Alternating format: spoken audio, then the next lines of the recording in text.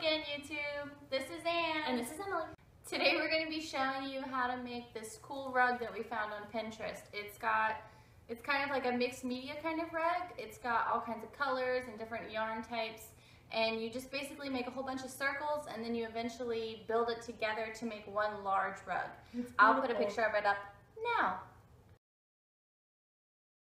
So, we're just going to let you see how it goes. You just need basic supplies for this. Like a baby, covered in rope. You don't need a baby. Bye, baby. Okay. You're only going to need a few things to make this happen. You're going to need cardboard, big enough to make a circle, and in true American fashion, we're using Budweiser. True American fashion. And then the only other thing you need is just random different types of yarn and twine and string, really. And then you just put it all together. Just got a rubber band. We're going to show you how to do it. We're going to show you how to do it. We're going to show you how to do it. We're feeling crafty, so we're about to get at it. We're going to see if it works. Yeah. Or fails. It'll work. So basically all I did to get ready for this was go to the local craft store and get some clearance section yarn. And then these were also on sale. They're like bungee kind of material, so I'll see how that works out. And then I got a couple little ribbons, and then I've had all these collecting in my I've had all of these collecting in my craft box forever. This big random chunk of rope, Some green stuff. some more green twine, and some random twine over there.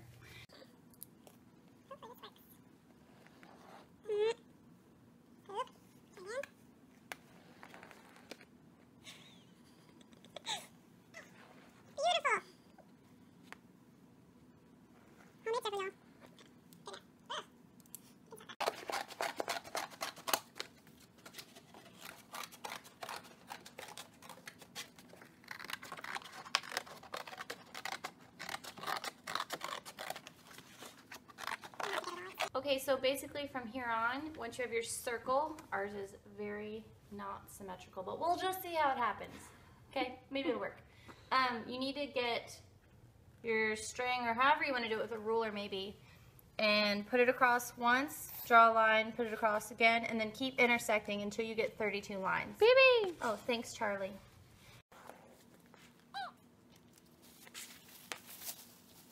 Just make sure all of your lines intersect.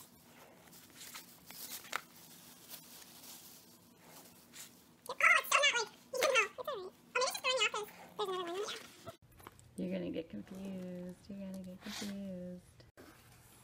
Here's a tip if you get confused really easily, like my friend Anne here. Use different color markers for each line. Black Sharpie. Then you can tell how many lines you have left to go.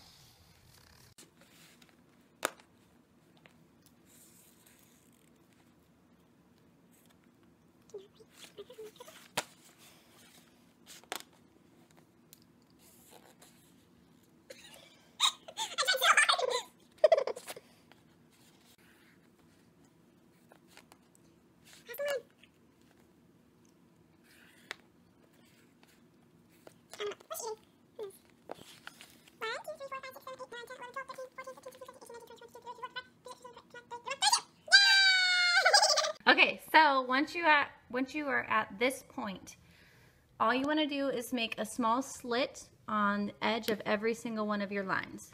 So we'll do that now.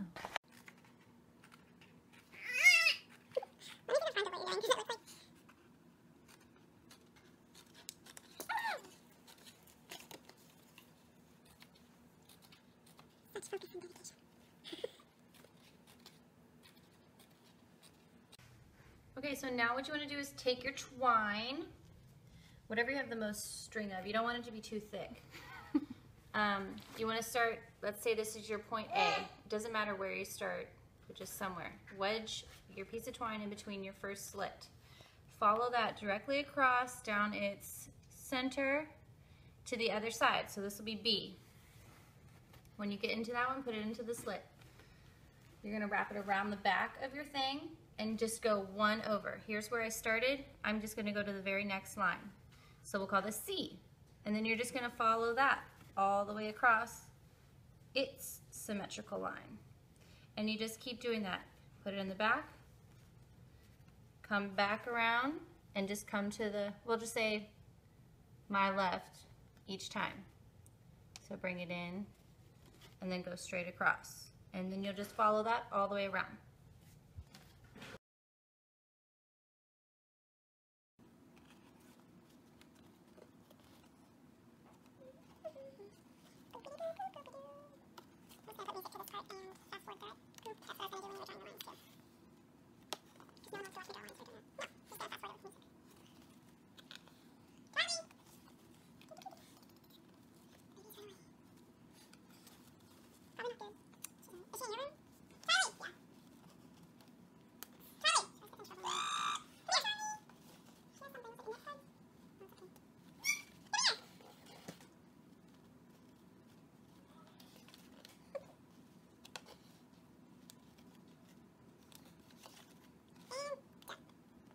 So once you're done with your last line, you flip it over and you should have these two end strings.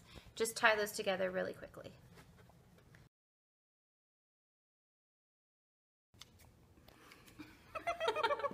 Okay, so then you're going to take a piece of string and you're going to tie it at the base. Double knot maybe? Sure. The baby's coming. She's in all of your shots. Those are best friends. And then you're just going to weave it through Every other one. every other one.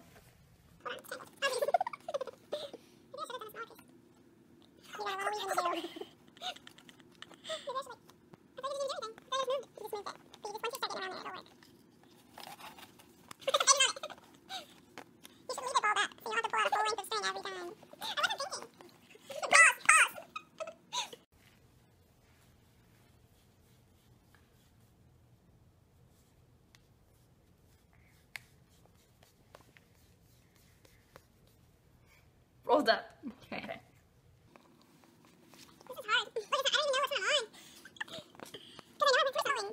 Because I know I'm going. Pay attention. Under, over, under. You do it. Over, under, over, under, over, under, over, under, over. This is going to turn out like shit. It's dumb, though. Once you start building on a little bit, easier, I think. Hopefully. This is like a big boat,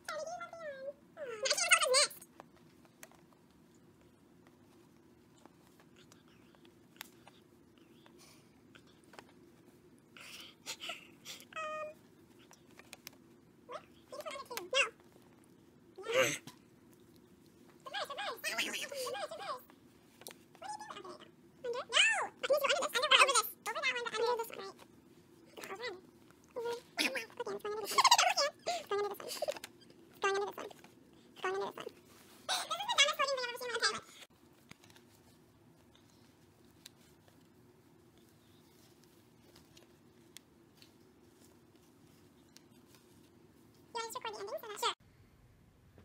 It actually turns out that it's more helpful than I thought to do two different colors of lines, because when you're threading it, it kind of gets hard to tell which one you're supposed to go under next. So when you have two different colors right next to each other, you can say to yourself, under the pink, under the pink, under the pink, or under the black, you know?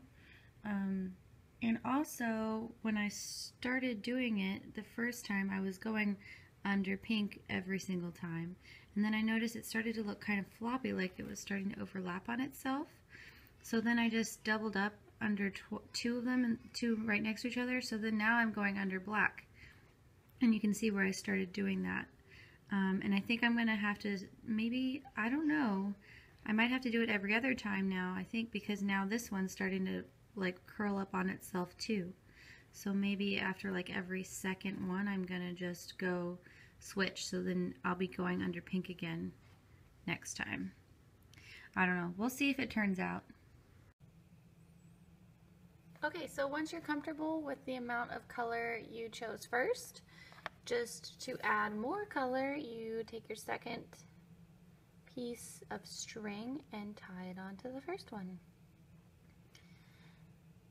like so. And then you'll just continue weaving in the same fashion. And I think now, yeah, you definitely want to switch every other time.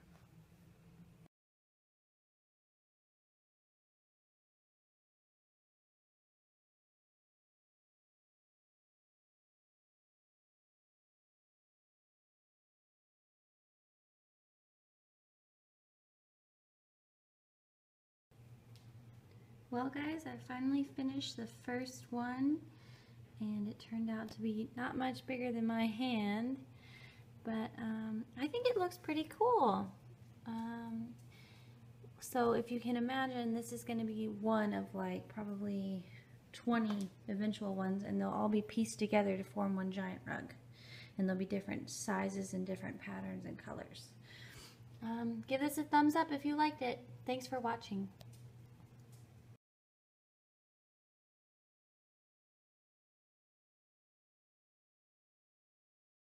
Why are you sitting like that? I'm looking at you.